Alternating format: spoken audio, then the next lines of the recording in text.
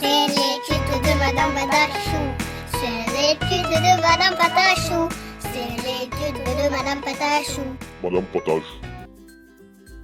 Bonjour à tous, c'est Madame Patachou. Aujourd'hui, je vous retrouve dans un nouveau tutoriel pour faire un petit pot de Nutella avec ses tartines. Si ce tutoriel vous intéresse, restez avec moi.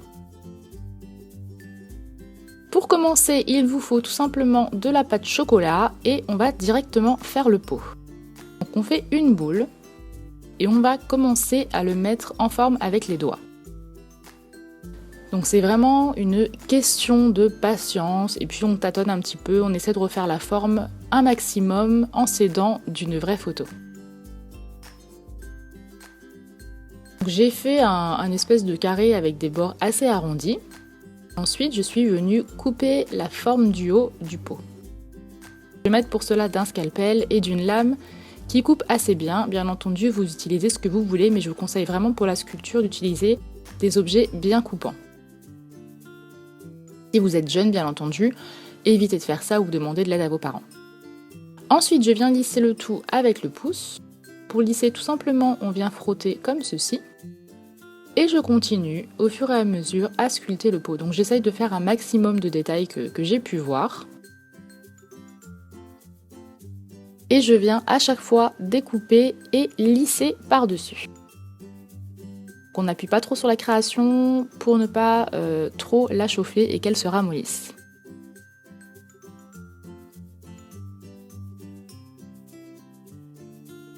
Donc voilà ce que ça me donne pour le moment.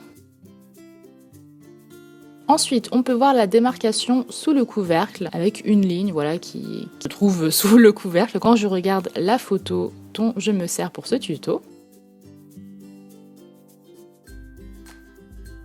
Donc je vais, avec une aiguille, tracer une ligne en appuyant comme ceci.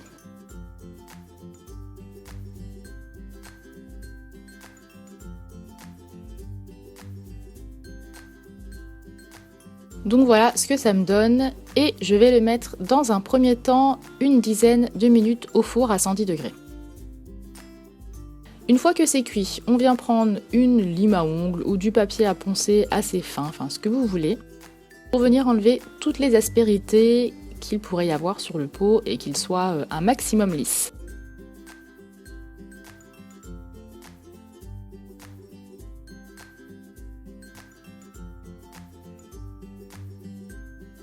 Pour enlever les petites poussières, on le passe sous l'eau, on l'essuie comme ceci. Ensuite, je vais faire le couvercle. Donc c'est mieux de faire tout ça en plusieurs temps, puisque si vous faites tout d'un coup, votre création va être tout écrasée et va ressembler à rien. Donc pour le couvercle, je fais une boule que j'étale, que je pose sur le dessus. Donc j'ai fait vraiment plusieurs tailles à chaque fois pour avoir la bonne dimension. Donc là, c'est pas le couvercle final, mais je vous montre quand même comment j'ai procédé. Je lisse un maximum toute la bordure pour que le couvercle soit bien plat.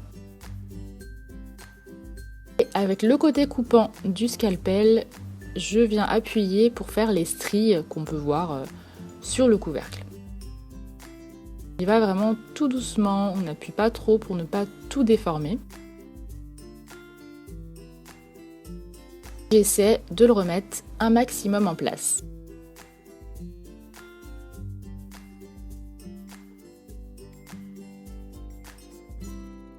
Ensuite, sur le haut du couvercle, on a une longue ligne comme ça qui va tout autour.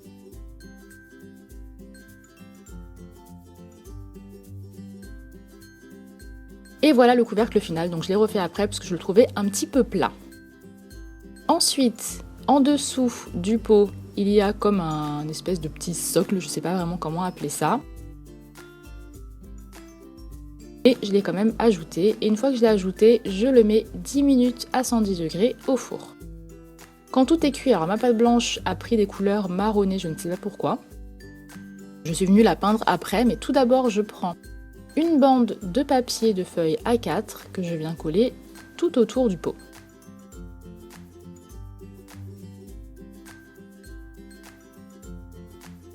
J'attends que la colle sèche et je peins le couvercle en blanc pour que vraiment ce soit bien blanc et pas un blanc cracra.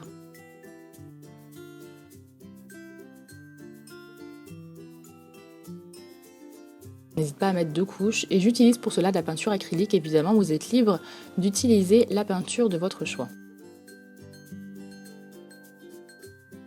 Je commence ensuite à dessiner le dessin de l'étiquette à la peinture acrylique toujours.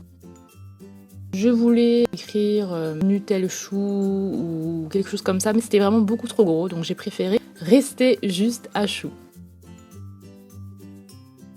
Donc avec un pinceau fin et ensuite je m'aide de l'aiguille pour faire les lettres un maximum droites et carrées.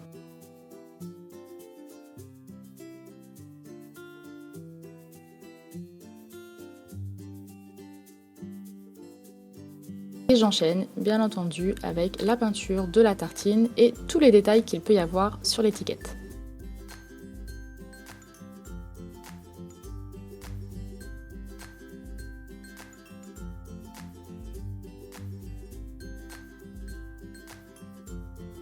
Donc si vous n'êtes pas fort en peinture, vraiment de base la peinture c'est comme des petites taches si vous voulez et puis que vous essayez de mettre en forme. Au fur et à mesure vous ajoutez des couches par dessus etc. Et puis de l'entraînement et franchement je pense que ça ira tout seul.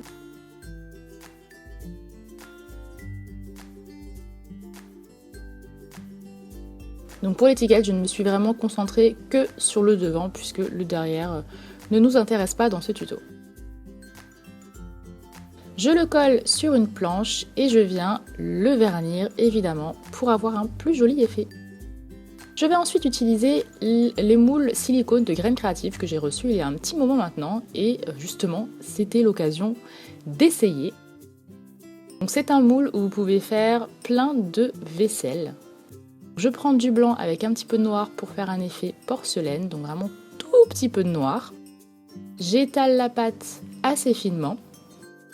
Je viens la mouler là où je veux, donc là j'ai juste besoin du moule assiette. J'appuie bien partout, je coupe l'excédent.